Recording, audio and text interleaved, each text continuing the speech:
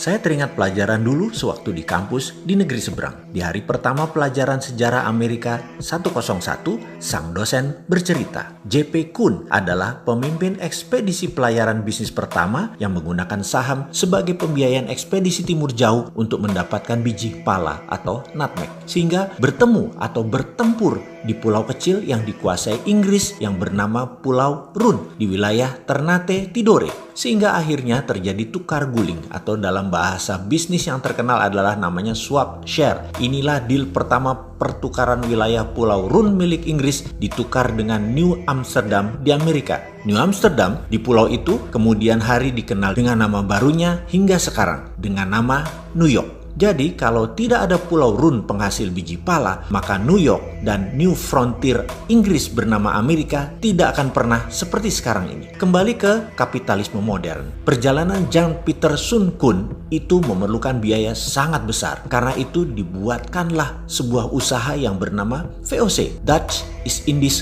Company, milik berbagai pengusaha Eropa berbasis di Belanda. Mengapa multi-owners? Karena semakin banyak yang store saham, semakin kecil risiko yang ditanggung dalam perjalanan yang berbiaya sangat besar tersebut. Inilah asal-muasal awal kapitalisme modern, yaitu modal bersama, urun dana di bursa keuangan. Maaf, ini juga yang jadi alasan Santara lahir, berdasar dua pengalaman sejarah, Colleganza Venezia dan VOC-nya Belanda. VOC adalah perusahaan pertama di dunia yang menjual stok atau sahamnya agar bisa dimiliki banyak pemodal secara masif. Karena itu, mereka terdiri dari pemilik 17 pemegang saham besar. Beda dengan Colleganza, pemegangnya orang kecil. Oke, nanti kita jelaskan lengkap di chapter khusus untuk Colleganza Venezia ini. VOC juga perusahaan pertama di dunia yang sahamnya dimiliki oleh multi-international owners, ditambah dengan 21 tahun pemberian hak kelola spice, rempah, menjadikan VOC adalah perusahaan mega korporasi pertama di dunia. Hak yang utamanya adalah mengeksploitasi rempah Nusantara. VOC menjadi model pertama di dunia atas mega korporasi yang merubah dunia bisnis, dunia finansial, dunia saham, bursa efek, dunia sosiopolitik ekonomi, military political diplomasi, maritime exploration, dan penjajahan ekonomi oleh perusahaan global. Sengaja saya menuliskan panjang sejarah VOC ini agar bisa mengingatkan dari sejak awal Endos Nesos ini berdiri. Negara kepulauan terbesar di dunia ini adalah ditakdirkan sebagai global player. Banyak peristiwa besar yang membuat dunia seperti sekarang ini dilahirkan dan besar karena Indonesia. Juga mengingatkan bahwa Indonesia itu dijajah oleh VOC loh ya, dieksploitir secara ekonomi sumber daya alamnya. Kekuatan militer Hindia Belanda di setiap wilayah VOC yang membayar overheadnya bukan pemerintah kerajaan Belanda, tetapi swasta, yaitu VOC itu sendiri. Korporasi membayar power itu biasa, lalu yang dibayar tadi juga tahu diri, yaitu agar langgeng VOC di negara jajahan sumber daya alam dan manusianya sampai habis, maka wilayah itu dilindungi dengan ketat oleh tentara.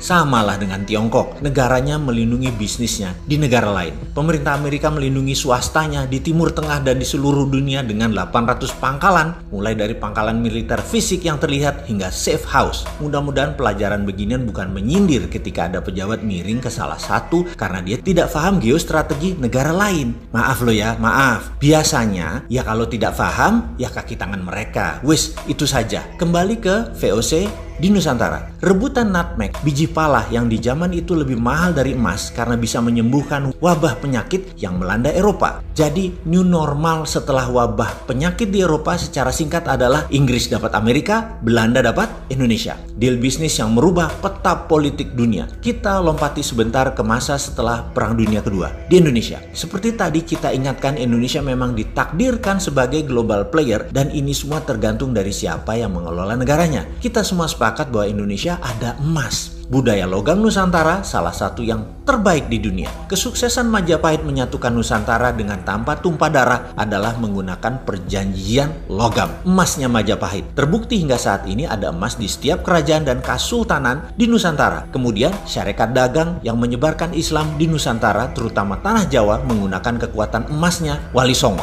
Hal inilah yang menjadikan Nusantara memeluk Islam tanpa merubah budaya karena masuknya lembut. asli budaya Nusantara dan kita semua harus berterima kasih kepada Wali Songo dan caranya mereka. Kembali ke emas, Pak Karno tahu sekali cadangan emas Nusantara ini dan di tahun 1955 sebagai dasar undangan 50 negara hadir di Indonesia dalam konferensi Asia Afrika karena Indonesia memiliki tangan di atas kekuatan emas tersebut. Cina, India, Pakistan, Mesir, Korea Utara, Kuba, semua tokoh revolusioner semua mengharap dukungan Indonesia. Bayangkan ada Nehru, Gamal Abdul Nasser, Zulfikar Ali Bhutto, Mao Zedong, dan legendaris dunia lainnya hadir di Bandung, kota kecil di negara yang baru 10 tahun merdeka. Karena apa? Itulah obor ala Indonesia, itulah IMF ala Indonesia. Presiden Soekarno tahu kekuatan sumber daya alam nasional. Kalau dijadikan jaminan untuk printing money, maka rupiah bisa lebih kuat dari dolar. Tapi sayang 1000 kali sayang, Pak Karno pemikir tunggal. Di bawahnya tidak siap karena cakar-cakaran kekuatan politik bermanuver, sehingga lupa mengelola tanah air tercinta dan membangun kekuatan pertahanan, terutama intelijen. Sungguh, membangun kekuatan politik dunia tanpa membangun kekuatan shadow, kita menjadi rapuh. Ketika CIA bergerak, kita tidak antisipasi.